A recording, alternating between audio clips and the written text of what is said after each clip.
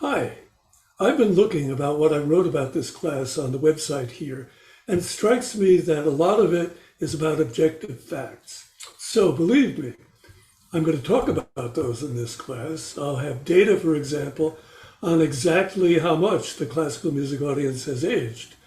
And I'll have financial information, rather strikingly, about how many symphony orchestras have cut their musicians' pay because they now can't afford to pay what they used to.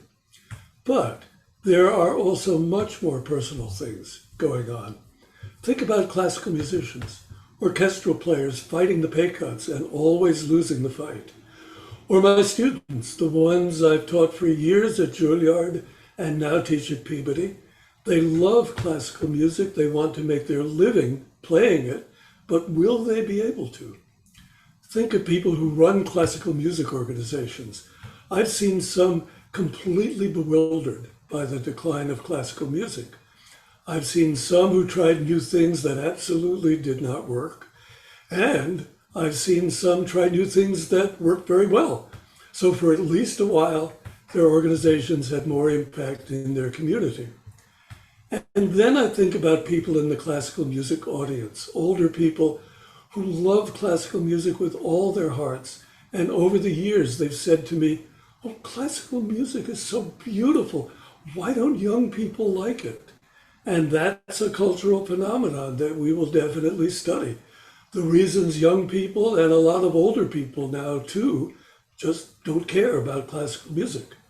Though there is a paradox.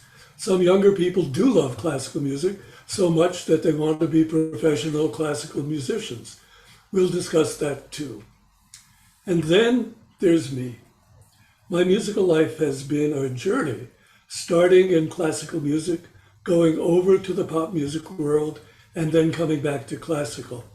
A friend who admires me, God bless him, says, "I'm the voice of the classical music revolution." Well, maybe I am, maybe I'm not, but I like that he thinks there is a classical music revolution. I hope there really will be one. Most often, though, I've been called a provocateur, and I do not love that. Because in my work on the future of classical music, I've never tried to provoke anyone. I've really only tried to be helpful, to clarify what the problems are and suggest ways to fix them. And that is what I'll do in this class. I'll also have stories to tell from my years in the classical music world and my years in the pop music world. And in all our wide-ranging discussions, I'll want to hear what you think. I'd love you to join me.